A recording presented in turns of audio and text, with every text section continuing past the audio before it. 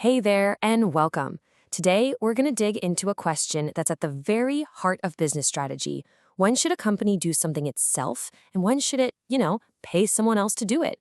It's that classic make or buy decision, and the answer tells you a whole lot about the hidden rules that run the business world. I mean, think about it like this. You've got Apple, right? They pour billions of dollars into designing their own silicon chips from scratch. Then you have Dell, another massive, super successful tech company, and they're just fine buying their chips from Intel. So what gives? They're both giants in the same industry, but they make a totally opposite call on one of their most critical parts. What's driving that? Well, to figure it out, we've got to ask an even bigger, more fundamental question. So here's the game plan. We're going to start with this huge question. Why do companies even exist in the first place? Then we'll dive into the classic Nobel Prize winning answer. After that, we'll see what happens when we throw decades of real-world data at that theory, see where it kind of falls short, and build up a more complete, modern picture of how these decisions are really made. And finally, we'll look at what it all means for the future. So let's jump in. Okay, section 1, why do firms exist? Now, that sounds almost like a philosophy question, doesn't it? But it's something economists have been scratching their heads about for a long, long time. I mean, if free markets are supposed to be the most efficient way to get things done, why do we have these giant things called companies at all? This is the exact question that the economist Ronald Coase asked way back in 1937. He was like, hey, wait a minute. According to all our theories, shouldn't everyone just be an independent contractor buying and selling services from each other on the open market? But that's not what we see, is it? We see companies with employees and managers and all these internal departments, basically big hierarchies that take the place of the market. Coase's simple question kicked off a whole new field of study just trying to answer it. So the best answer to Coase's big question came from another economist, Oliver Williamson. He built on what Coase started and actually ended up winning a Nobel Prize for it. And his big idea is called transaction cost economics, or TCE for short. The idea at the heart of it is actually brilliantly simple. Williamson said that the sticker price of a product or service, that's only one part of the equation. See, surrounding every single business deal, there are these hidden costs. He called them transaction costs. We're talking about all the time and money it takes to find the right partner, to hammer out a contract, to make sure they're not ripping you off, all that stuff. It's basically the friction of doing business. And this table here really breaks it down nicely. On one side, you've got production costs. That's the easy stuff, the price of the part itself, like the cost of a screw. It's right there on the invoice. But on the other side are the transaction costs. That's the cost of finding a supplier you can actually trust, negotiating the deal, and making sure their screws don't, fall apart. It's not the price of the part, it's the cost of the partnership. Williamson said, look, there are basically 3 things that make these hidden costs go way up. First, and he said this was the most important one, the big locomotive, he called it, is asset specificity. Sounds fancy, but all it means is how specialized is an investment for this one particular deal. So if a supplier has to build a custom machine just to make your parts, that asset is highly specific. They can't just turn around and use it for someone else.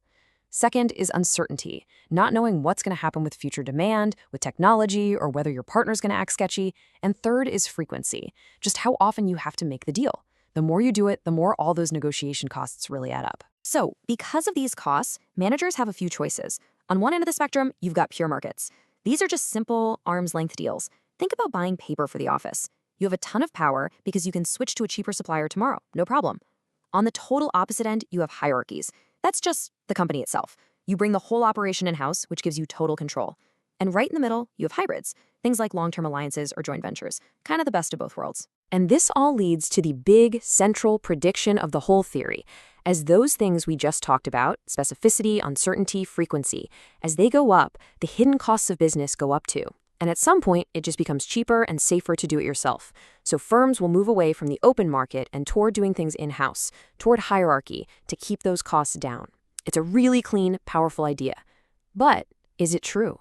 Right. So it's a beautiful theory.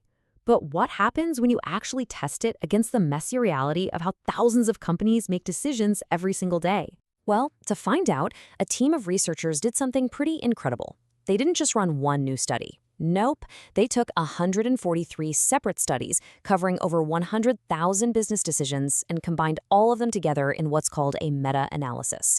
This gives us the clearest picture we've ever had of whether this whole transaction cost idea really works. Okay, let's break down what they found. That RC column is the key. It's the effect size. Basically, the bigger the number, the stronger the push to do things in-house. And you can see the theory gets some stuff right. Behavioral uncertainty, that's the fear that your partner is going to screw you over. Yeah, that's a really strong driver. Frequency and asset specificity, they matter too, just like Williamson said. But then, look at the bottom two. Being uncertain about future sales or technology, the data says they have pretty much zero effect.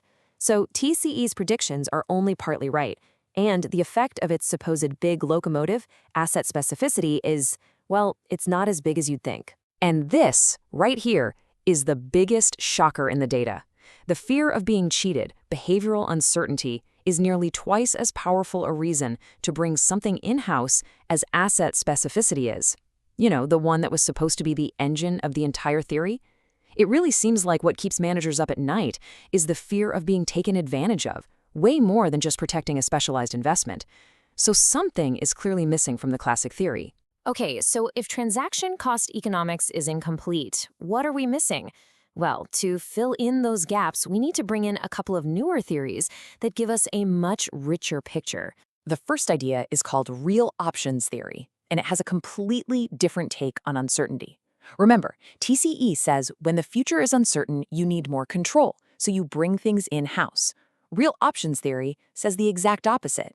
It says when the future is foggy, the last thing you want to do is lock yourself into a huge, permanent investment like building a new factory. What you really want is flexibility, the option to change your mind. And that means you should lean toward partnerships or market deals, not locking yourself into a hierarchy. So who's right? Well, the data is pretty clear on this one. When managers are facing a really uncertain future for demand, they show a strong preference for flexible partnerships and a small but real push away from rigid in-house structures. So when things get hazy, flexibility beats control. Real options theory wins this argument, and that explains why uncertainty wasn't working the way TCE predicted. Now, the second big idea we need is the resource-based theory. This theory says, hey, companies aren't just playing defense, trying to cut costs all the time. They're also playing offense. They're trying to create unique value that nobody else can. And they do that by building and protecting their strategic assets, the things that are valuable, rare, and really hard for competitors to copy. Think of Apple's chip design team or Google's search algorithm. That's their secret sauce. And what the research shows is that this focus on strategy matters a lot. When an asset isn't just specialized, but it's also strategic, meaning it's the key to your competitive advantage, the push to bring it in-house is almost twice as strong. So the decision isn't just about protecting an investment from getting stranded, which is how TCE sees it. It's even more about controlling and growing the things that help you win. So where does all this leave us? Section 5, a more complete picture. The modern way to look at this isn't that one theory is right and the others are wrong. It's that they all have a piece of the truth. It's not an either-or situation, it's an and. This research really gives us a new playbook for these make-or-buy decisions. First, start with value. What are your truly strategic secret sauce assets? Which setup, making, buying, or partnering, is going to create the most value from them? Second, think about flexibility. How unpredictable is the environment? You've got to build in options so you can adapt. And only then, as the third and final step, do you worry about protection. Use those classic transaction cost ideas to protect yourself from getting burned and to lock in the value you're trying to create. The old model was about cutting costs. The new model is about creating value and then protecting it. So let's wrap this up. What does this new way of thinking mean for how companies will be built in the future? You see, this shift in thinking is actually a really big deal. If the number one goal is to create unique value, not just to shave off costs, it forces us to rethink everything. It explains perfectly why Apple brings chip design in-house. It's a strategic asset that creates massive value. The question is no longer just about the legal lines around a company. It's about where and how you create value, whether that's inside your own walls, with a trusted partner, or out in a wide-open ecosystem. And in today's world, that's the question that will separate the good companies from the truly great ones.